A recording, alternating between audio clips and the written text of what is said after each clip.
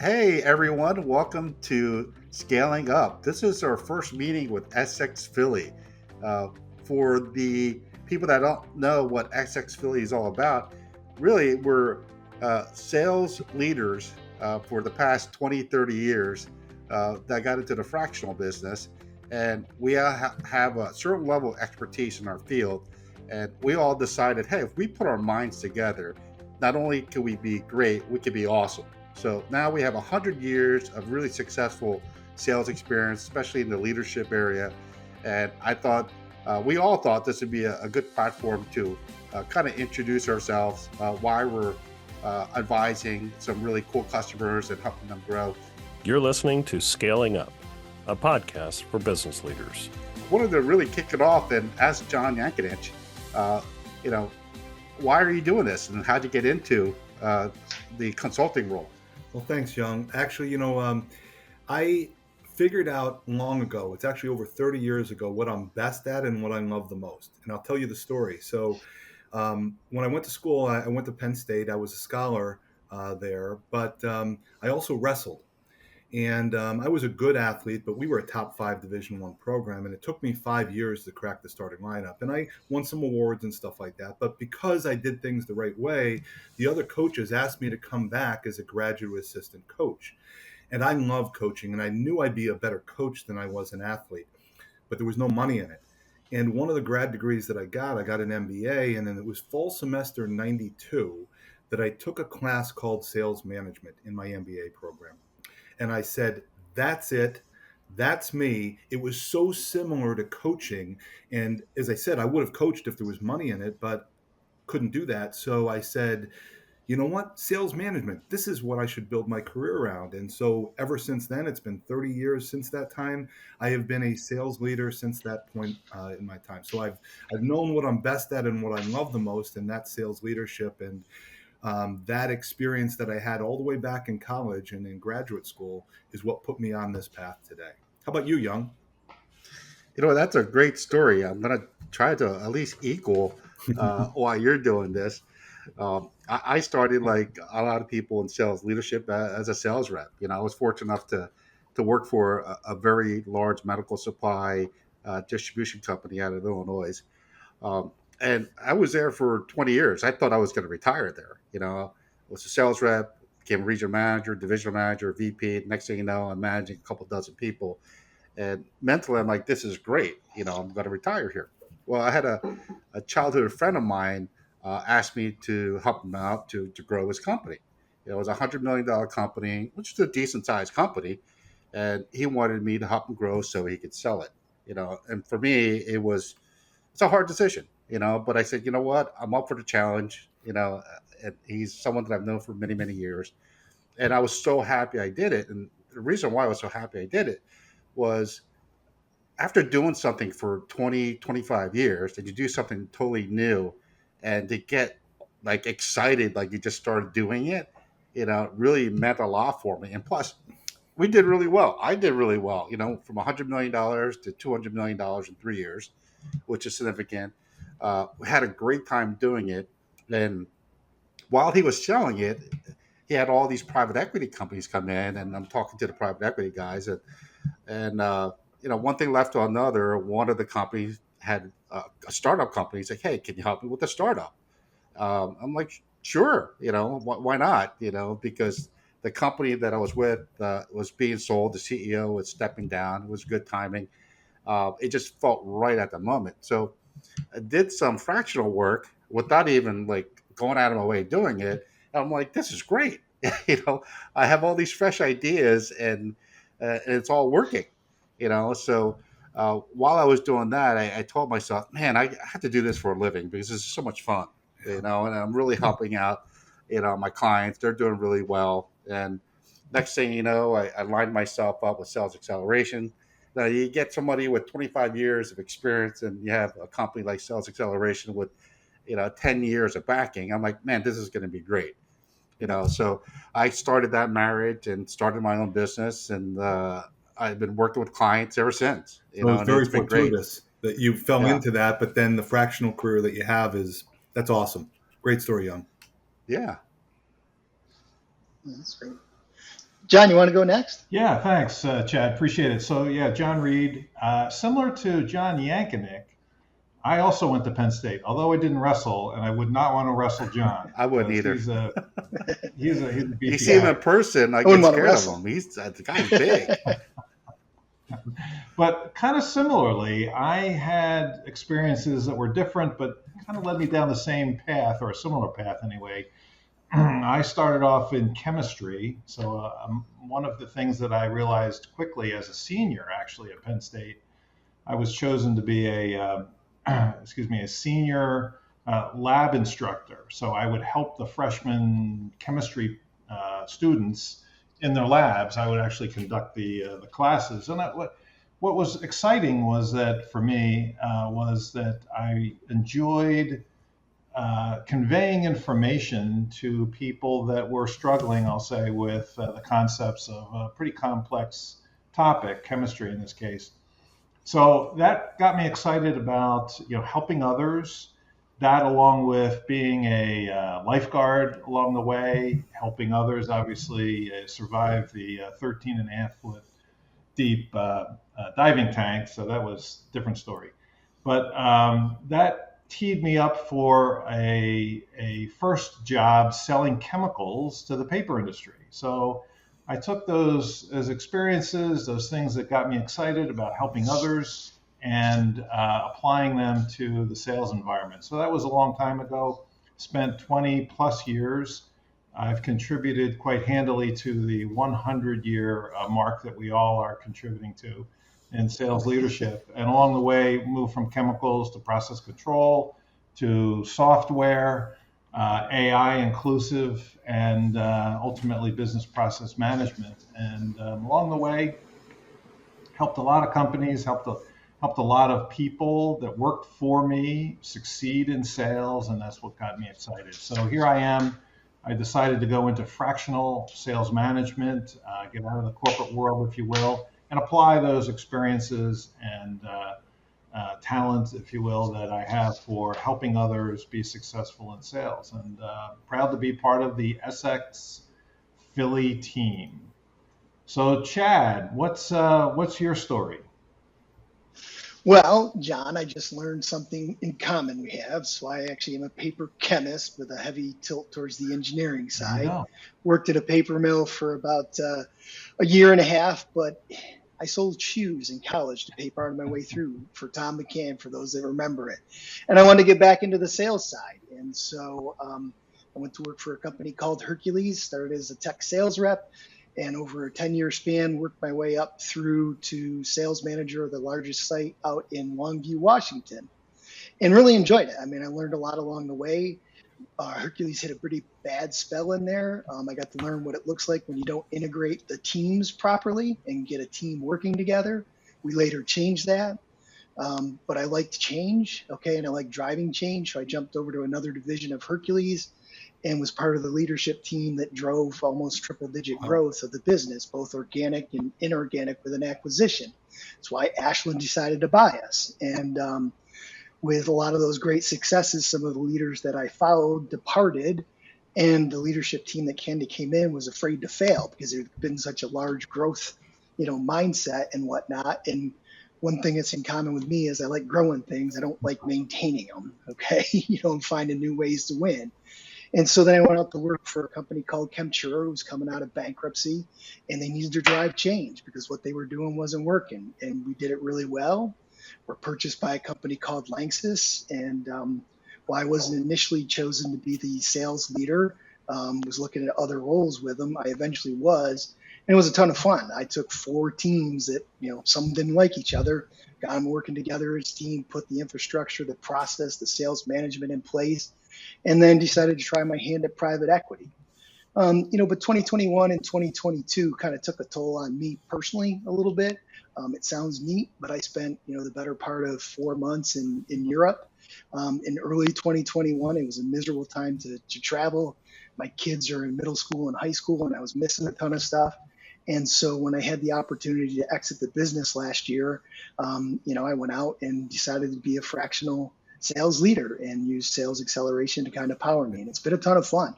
I do things for small businesses in the they're really happy about it. And things that I joke with a CEO of a large water treatment chemical company. And I said, what would you say to me if I did something like that? Why didn't you do it 2 months ago?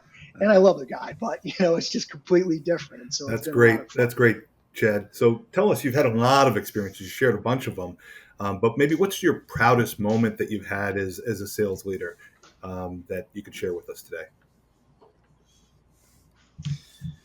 It has to be the Chemtura Lanxess piece. One I built kind of the Chemtura was bromine, phosphorus, so two elemental companies kind of coming together, large German, large American. And I wasn't the chosen VP of sales day one. I actually sat kind of on the sidelines for 6 months, was going to be exited as a synergy target from the business. And I was asked to come back. I accepted, and it was really challenging because you have 6 months of four teams that weren't integrated. They hadn't been playing well nicely together. But by the time I left, I had taken one of the people. They would replace me. That team is still intact, okay, almost in its entirety. And they're one of the highest performing teams in a $7 billion chemical company, and they're recognized as it. Most recently by McKinsey. So big corporate environment, but it was I call them the band, and I said someday we're going to put the band back together. So it's probably was one of the hardest but most rewarding opportunities I've had. Cool. Thanks. So I like to shout out to Blues Brothers. That's well done. Yeah, that's so right. Yank, That's I have right. a question So for you. I mean, your background is pretty significant. You managed, $1.5 billion in P&Ls. You oversaw 5,000 plus people, uh, and now you're getting into where you're into fractional sales leadership successfully. Like, how are you helping your clients in the small, medium sized business world? Yeah, it's interesting, Young. It was incredibly valuable. The big business experience I had was incredibly valuable. I learned how big businesses run, the good and the bad of those.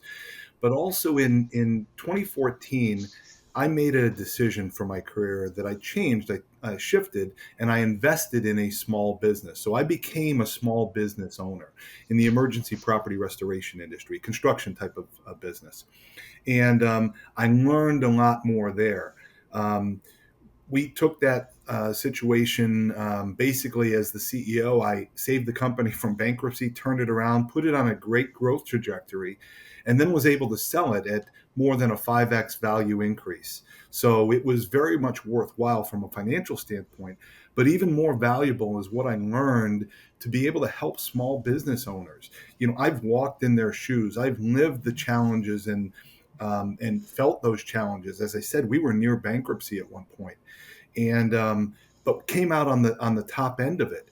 And so now I have all this corporate experience as a sales leader, and I've run a small business. So I've seen the challenges that are there, and I'm able to transfer those combined knowledges with what I'm doing for small business owners today. So I couldn't be happier working fractionally for small to mid-sized business owners, and I'm really making a difference. So I really appreciate it, Jan. Thank you. Yeah, that's good to hear. Yeah. Yeah, Yank, I think you're an example that we all have examples of where we've helped clients and we've got unique experiences that we bring to the table. But Yong, can you describe a little bit about your most challenging experience, engagement, and how did you overcome those challenges to ultimately make that client successful? Okay. Yeah, I have one that I will always remember for my entire career moving forward. Small business, about $2 million, um, and they had four salespeople and no sales leader. And the CEO was very hands off, and the four salespeople had a lot of contacts in the industry, and they kind of did the wrong thing. Um, well, someone that sat on the board of the company reached out to me and said, we're doing pretty good, but like things are like in 10 different directions. There's no leadership. They're just winging it every day. And I'm like, well, I'm sure they could do a lot better if they just kind of put the best foot forward and kind of continued with it. So I figured, hey, this could be great. They're doing good anyway. So I get there and the CEO of the parent company goes, okay, now you have to pick one sales leader out of the four. And they're all friends. I'm like, okay. well, this is going to be challenging because I guarantee you, person A is not going to be happy. Person B is going to get promoted. So uh, that was very challenging because they all had great relationships, and they were very valuable to the company, and they all wanted to lead. So what do you do? And I think what it really came down to was who was the most unselfish salesperson. Because if you're going to lead a team, you gotta be a servant leader. You have to go out of your way for other people. You know, and that's a hard quantity because you always find salespeople, they're always looking out for themselves, which is fantastic. They're salespeople, they're supposed to look out for themselves. But as a sales leader, you really want to help people. And after I interviewed this one girl, just she did fantastic. She's like, I love selling, but I do so many other things for the company. And I think that's what really did it for me. The challenging part was, the other three people, they weren't happy about it. But I think just them knowing that, hey, you know what, out of the four of us, she's probably going to do the best job because she cares a lot more than us. And I think that really overcame a lot of the challenges. And after put systems in place and start to collaborate a little bit more, um, things started becoming a lot easier for them. They didn't look at her as a boss; they look at her as a leader. And I think that was the proudest moment that I had was, really transitioning and scaling a company to move in a higher direction, uh, with putting someone in a leadership role that maybe not everyone would like. But it all worked out because, again, finding the person that's got that servant mentality really makes a huge difference. And luckily, knock on wood, they're all still there. They're all doing really well. This is from a couple years ago, so um, really good story. I'm going to remember that for a very very long time. So thanks for asking me that question, John. Yeah. Well, John, I guess with that, sales and marketing always kind of get interchanged, right? A little bit at times, but when you think about it, how do you see the two have to interact as they kind of work to move forward a business? Yeah, that's a great question, and it comes up, unfortunately, I think more often than maybe it should. But so along the way, I did achieve my MBA in marketing, and that kind of opened my eyes a bit to the dynamics or lack thereof in certain cases between sales and marketing. When, if you think about it, they should be, brother and sister in the same family, and maybe that's a great example because they sometimes fight like hell, and they really should be pulling in the same direction. So some of the things that I look for in an initial engagement is, is the continuum of business development existing from brand awareness to market segmentation all the way through closing deals, and that's really what should exist in a well-oiled machine. And so if you're a small company, startup, early stage, whatever, maybe sales and marketing is embodied in one person or one entity. And so it's a little bit easier to manage. But as you grow, you start to build out your organization. You've got a sales organization and you have a marketing organization, and they should be in coexistence with one another. So ideally, you should have a situation where they have similar goals. Many times they don't, for whatever reason.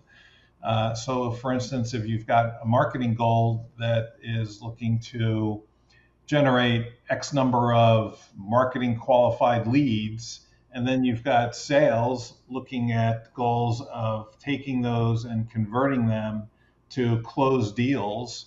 When the qualification process is not consistent between the two organizations, you've got what on the surface might be similar goals, but not really. So you need to make sure there's communication and alignment to goals that are consistent with the overall goals of the company. And so that's one area that I look at initially when there are multiple departments, multiple people certainly, and multiple goals. Try to get the communication, try to get the goals aligned so that you've got one consistent business development continuum occurring between marketing and sales. So something that we all should be on the lookout. John, I see that too. The sales and marketing, and I've made the decision. You guys are probably similar that we're focused on the sales end, but marketing often is just as important for sales success and vice versa. So we definitely have to work together. Exactly. I was just thinking, there's a lot of benefits that clients have by working with experienced professionals like us. But I think about it in terms of the differences we make. So maybe John, you can share with us some of the differences and the benefits that clients have realized by working with you. What were you able to set in place for them that they wouldn't have gotten on their own, that you made that significant difference for them? Maybe you can give us a couple examples. Yeah. Two examples. One along the lines of what I just talked about. So I was brought into an engagement with a software company actually, and they had a marketing organization and they had a sales organization that I was being asked to take a look at. And quite frankly, the marketing organization was clicking on all cylinders, I'll say. I mean, they had programs in place, they had ABM programs, they had drip campaigns, they had ICPs established, segmentation of their market. They had a lot of things going for them.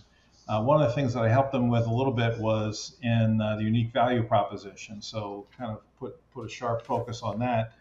But the sales side was really not taking advantage of much of what the marketing organization was doing. They weren't using any of the content. They weren't using any of the leveraging the drip campaigns. They really weren't aware of any of the EBM anyway, I'm throwing around acronyms, but suffice to say, sales was not really part of the continuum that I talked about. So one of the first things I did was establish a communication schema between the individuals on the sales side and their counterparts on the marketing side, and then management as well, to make sure that everybody understood what the roles were and how they should leverage each other's efforts. So in that particular case, I saw about 100% increase in lead gen and pipeline development over the course of 9 to 12 months. And we saw a 193% increase in revenue generation over the same period, just because we were able to get the communication and the alignment of goals between marketing and sales more coordinated. Real quick other story. This was a services company, came in. Again, first thing I looked at was, to your point, John, do we have a marketing foundation that we can build upon in sales? Because if you don't have some fundamentals in place, your sales efforts are going to not be leveraged. So in this particular case, they were unfocused. They didn't have an ICP, ideal customer profile, a target market. Worked on that, hired a BDM, a business development manager, and we were able to increase their pipeline 60% in this particular case, and get a 22% increase in revenue in about 6 to 9 months. So those are some elements of things that can be identified and targeted for improvement with some real tangible results on the top line revenue side. Thanks. Pretty interesting. Kind of playing off that, John Yankanich, what do you think what is your proudest moment? I mean, that kind of touched on mine, and John talked about one of his. What about yourself? Probably I've had a lot of fun and a lot of successes, but I think one that I'm proudest of is really about leadership development. So back in 2013, I was working for a company called Quest Diagnostics, and we were attending something called a leadership forum. It basically is the top 120 executives around the company come together for strategic planning and that kind of thing. And during that meeting, I was recognized by the senior VP of HR for bringing 5 different individuals along in their development into that meeting, whereas nobody else had, 2 proteges, so to speak. And I think it's because of how much I focused on the development of my people. One year I remember I had 17 people promoted from my team. But I had 5 different individuals that were on the executive leadership team, so to speak. And that leadership development was about, everything that I do is about how can I pay it forward for someone else. So in corporate America, it was always about the development of my people and the team to become the best versions of themselves. And now I carry it forward as I work fractionally to figure out how I can help develop the leadership profile of the owner, the CEO, and others that are there, and bring that to share there as well. Because everything all of us do as we're working fractionally is thinking about how we can pay it forward. What can we do to help? And I always put that as the first thing on the table. And it served me well, but it's also been incredibly rewarding for myself. So that's the proudest moment that I've had, I think, is the development of my team. Yes. Cool. Yes, It is fun developing teams. Yeah, always seeing people that you started um, just being average to like excellent and seeing that growth. It is rewarding, and Yes. that's why I think we do what we do. It's not completely So Chad, selfless because we get a lot out of it too for ourselves. yeah. That's right. That's right. So Chad, I have a question for you. When it comes to scaling up companies, what is the most challenging engagement that you've had? um, so this is a trick question. I think the one that's been the hardest, I'm going to be honest with you, is a business owner who kind of backed into a business that started very, very small, $10,000, $20,000 a year, has grown over the last several years, has kind of hit a plateau, spending a lot more time and effort and energy on it. Had worked for 10 years in corporate America, facilities operations for folks like Target and Bank of America. Decided to raise kids for 7 years, and then decided to tap her creative side with two things: becoming an art teacher and a mindfulness teacher, and then starting a charcuterie business, which took off well beyond anybody's expectations. And that person happens to be my wife. And so, we kind of doing the starting up my business, and she was been starting up hers. And she's like, okay, I want to learn some things from you. And even though she trusts me the most, it's been some of the hardest, and it really took time and perseverance. We've been married 30 years. Okay. It's, should be instantaneous trust, but I'm going in trying to solve a problem. One of the things I learned, and we both learned, was she's going to handle the creative side and she needs to let go of it. And it's been similar with other business owners that I've worked with. They're always kind of afraid to let go of the reins, and it was going to hurt their creativity. And I don't think that's what any of us do, right? We put in the infrastructure, we get the right people to help them grow the business, and then also put the infrastructure in place with things like Pipedrive. Everything was on a spreadsheet and Post-it notes, and stuff.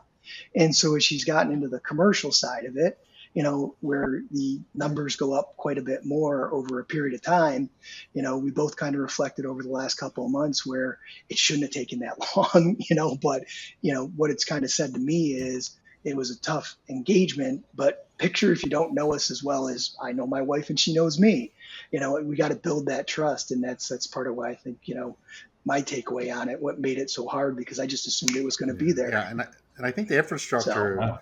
is key to scaling up any company. Um, you have to build the foundation before you want to move up, and that's probably one of the, between your experience and the infrastructure that you put together. I guarantee you that's why they were successful.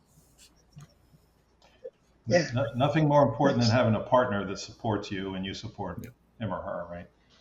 So, well. Yeah, for sure. So So, just had to balance the artist versus the process engineer. little yin and yang there, right? Yes. Yes. So Young, we've talked about challenging engagements, but what's one of your coolest engagements that you've had, and what are they doing now? Yeah, I think the coolest is because of a couple of reasons. Number one, I met the person at a conference I actually sat next to. Okay, which is rare. You always tell people, "Hey, go to conferences, you'll meet people." It is so true. And the coolest thing was I went to an AI conference sponsored by an entrepreneurial organization in New Jersey, and I sat next to an AI guru. Okay, where he was actually helping, uh, like monitoring the class, and he was the go-to person when anyone in the room had questions. So sitting with someone that's knowledgeable with AI, I think it was really cool because AI is everywhere. but do you really know anyone that really is embedded in AI and can actually work with AI to generate some really good productivity for other people? That's the challenge. You look up AI, everyone's doing it, but do they really know it? Um, this was exciting because I met him at a conference and I learned so much from him. And next thing you know, he goes to me, he's like, "Hey, I could really use your help. Would you mind if we spoke a little bit because I'm trying to scale my business and obviously you know what you're doing." And I wasn't even like looking for a client. I was like at a conference just talking, you know. So I think just by emphasizing like what we do, I think it just comes out because we're all sales leaders and we all want to help people. I was giving them advice. Um, and I think that was the coolest moment. And like I was just going out of my way to help him. And next thing you know, I'm working on infrastructure with him. I'm building a sales playbook for him. Now he's going to hire some salespeople, and he really did well because with AI, doing cold calls is extremely hard because you really need to know someone. And he was in technology for 10 years. And I said to him, it's like, you must have helped at least 20 people. Why don't you go back to the 20 and say, hey, you're getting into AI, talk about the projects that you worked for them and how it could be better today. And he literally got like traction on three new opportunities to an extent where he had to hire someone new. And it was just like the coolest engagement. Like everything just kind of clicked into place from when I got the client, from when I met the client to the results of the client. So they're doing great. I'm gonna hopefully have him as a guest on my podcast when it's just me and him. And I'm excited about that because he really knows what he's talking about, and he's an expert in his field, and that's what got me really excited about that client. So the question I have is for John. Um, what was why'd you choose fractional work um, as an outside sales leader? It's an interesting question. I think I shared before with you guys that I learned very early on what I'm best at and what I love the most, and that was sales leadership. That was 30 years ago, back from college days. But it wasn't until several years ago that I actually figured out I could work fractionally. So when I worked in corporate America, I'm sure you've heard the expression that everybody's replaceable. You can be the very best at something, but somebody can always do within 10% of you. And when I worked in my small business, I remember going to conferences as we tried to share ideas with each other as we're all trying to figure out our small business. And it was almost universal. At least 95% of them had no knowledge of sales and sales leadership or had no interest in it. Even if they were good, they didn't want to be touching it. They wanted to worry about their business and not about the sales function. And so when I put that together, I was like, geez, I can really help small business owners a lot more than I can help a corporate entity because somebody else can do that job as well as me, or at least almost as well. But if a small business owner doesn't know anything about sales leadership, the amount of help, the amount of difference that you can make is so much greater. And so I actually had the conscious idea of saying, geez, if I work, so for small business owners, they couldn't afford me. I made too big a salary as a corporate executive. But if I worked fractionally, they could afford me and they could get all the benefits that I have, all the knowledge that I have that I could share with them and do it in a function of the business that they have no interest or no experience with, and that's sales. And I could make that much more of a difference. So I made a conscious decision to not just do what I love to do and what I'm best at, but do it where I have the greatest impact. And that was my decision to work fractionally because I wake up every day and I'm thinking, okay, who am I helping today? It's a great way to live for me, but I'm also able to pay it forward for people that really need the help. And so that's how I came upon the fractional career, and I'll never look back. This is, as I say, my retirement career.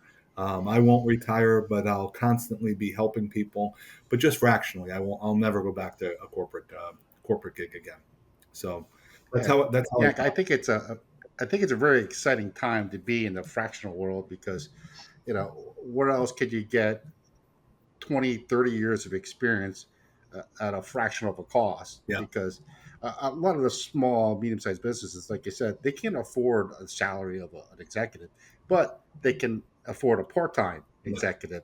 But that's all they really need. If they don't have a huge team, they Yeah. have two, three, four salespeople, and people like us that have the skill set, we can do that part time and Yeah. really help them excel. It's interesting, I tell a lot of clients that I work with, so my job is to get things running for you, to get things working, and as I work fractionally, get the infrastructure, the strategy in place, help you with the hires, help you with training. There's so many different things we can do. But at some point, I'm going to step away. I'm going to step out of this so that you can run on your own. And that's what we're trying to build, that sales engine. But we do it fractionally so that you can run on your own and either you take over the reins or you have somebody else that is maybe not as experienced that couldn't have built it all for you and set it all up for success. But my plan is always in time, whether it's 6 months, a year, 2 years, that I'll work my way out of a job because I've built what you need that will last. So that's thanks, Young. So Chad, I know you have also you've described some of Yeah. them, but I know, from other discussions, you've had some really significant roles in corporate America. You've oversaw big P&Ls, led large teams. How do you believe your experience can benefit business owners, small business owners? I think it's the mindset, right? And having you brought it up earlier, kind of touched upon that. When you come out of bankruptcy, you can't bring in somebody who just wants to sit in the high castle and be like a Yeah. consultant and direct it, right? So when it's a lot different being other companies that haven't been through that duress. You got to have your hands dirty and stuff. And that's always been where I've gravitated towards experience wise. So while they've been bigger businesses and they can leverage my experience and take it full time, my fun spot is to build something, get it in place. And what I've typically done is kind of moved on to the next construction site. And so, while I've got that large company experience, I've also done it with two smaller ones, kind of like I touched upon with my wife's, which we've worked on over the last year, and then my own.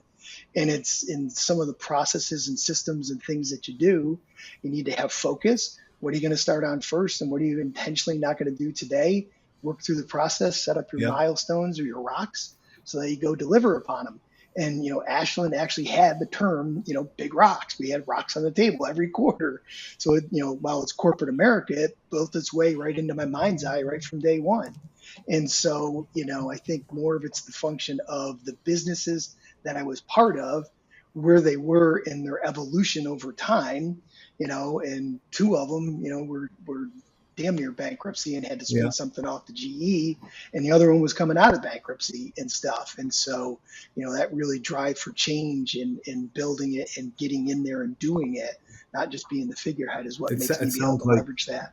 you And know it's you what's fun you to me. have a ton of experience, and it sounds exactly like what we're talking about here. Business owners want to be able to scale up, whether they're turning a business around and saving it from bankruptcy, or saying, "I see this future that we can get to," but they don't know how to get there. And it sounds like you have the experience to Yeah. help them scale up.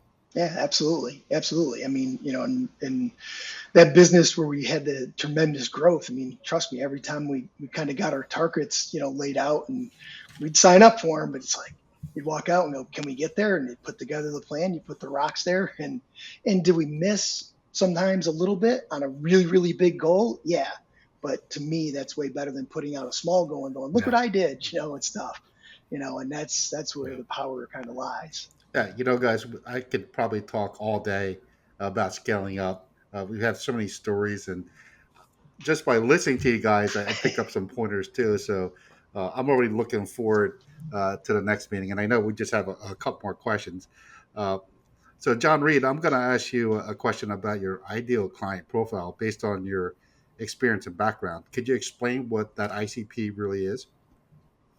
Yeah, Young, thanks. So, my experience has been exclusively B2B, business to business. So, businesses selling to other businesses. So, an ideal customer profile currently in helping the small to medium sized businesses would be anybody in the B2B space. Now, you know, can I help somebody in B2C? Yeah, that's not my sweet spot, I would say. So ideally, it would be a B2B, and then it can be a company that's just a startup or small business that's starting to scale up to companies that already have a fair amount of organization in place and are in the, I don't know, 40 to $50 million range.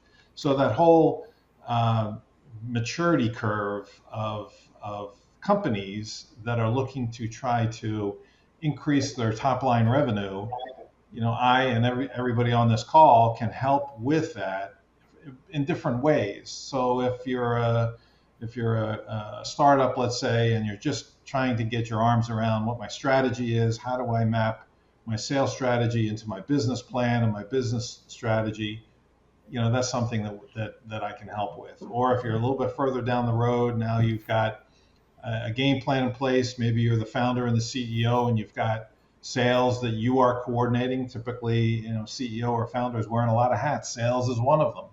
So if you have salespeople that are reporting to you, I can help put some process in place to put some formality, if you will, around that. And then if you're further down the road, you've already got some salespeople in place. You need to have infrastructure. You need to have processes. You need to have systems that can help make sure that you are optimizing your revenue and have a predictable way, a way in which you can predict accurately your future revenue. Those are things that I can help with. So there's a spectrum of ideal customers that I can help with. It just depends on where you are in that maturity curve and what we focus on. So B2B, and in that I'll say funded startup to 40 to 50 million in sales is probably the sweet spot. Yeah. John, I think what it comes down to is between the four of us, we can probably help any company that has salespeople without any sales direction or a lack of sales direction. Right. And Right. because I'm thinking of any industry, we probably had some experience in it. So one of the reasons why we teamed up, and I'm glad we did, and looking forward to scaling companies up. So Scaling that's up. awesome. Yeah. But Well, it's just like the ideas you gave me, Young, right, just a week or two ago, because I wasn't thinking in the medical space, with nursing homes and the chemical side. I understood for this potential customer, and what the sales skills you need are a little bit different because of some of the regulations, and stuff. And you gave me a handful of ideas, and it helped the client. I can help them with the infrastructure. I know how to do that, but the skills needed to write the job descriptions. That's a Yeah, great yeah. example of it. well, I think that's the beauty of the Essex Philly team here, that we're all certainly seasoned sales leaders coming from different backgrounds that can help each other make sure that we're putting together the best services for our clients. So, before we finish up, Young, just quickly, how do you typically start your engagements and why? Yeah, a lot of it is based on really an evaluation of where they are today. So I always do assessments just to make sure where they really stand within uh, sales being a potential priority for them. Okay, because if they're going to connect with a fractional sales leader, they have to be committed and making sure that sales is going to be a priority. Okay, and I think part of that discussion is ultra important to have in any type of engagement. Uh, Once that's really kind of agreed upon, which 99% of the time it is, you really have to create some type of sales strategy, sales playbook. Uh, Really understanding, I think we all talked about like, hey, what's your value prop? What's your elevator pitch? Tell me a little bit about your company. These are all things that fundamentally you would think people know, but if you're hiring new people and you're trying to scale up, a lot of this has to be documented. So I've been a huge fan of the sales playbook because it really demonstrates all those components. And it also identifies the market they should be going after, um, the actual discovery questions. It really is a nice tool to start with and really build on it. And John, Yankanich, I think you said it the best. If that's all they need, perfect. If they need more support, I'm happy to support it. But our goal is always to give the clients what they need to make sure they're successful. If they need a little bit more help, we're happy to do it. And I'm really excited because we can help more people together. Over 100 years of experience, so it's going to be a very good Essex Philly relationship. So Yeah. I'm excited. I think so too, guys. And for those that have had the opportunity to sit through this podcast, whether you're a business owner or business owners that need help in scaling up and developing their sales skills, their sales people, their sales processes, their strategy, whatever it may be. We've decided to come together because we see things very similarly. We have come from a lot of different backgrounds, but we see things similarly. First and foremost, we are servant leaders. We are here to help. We're trusted advisors. And we decided to come together because we had a similar mentality about helping small to mid-sized business owners figure out sales and scale their businesses. And so we think that the sum of the parts is greater than the individual parts on their own.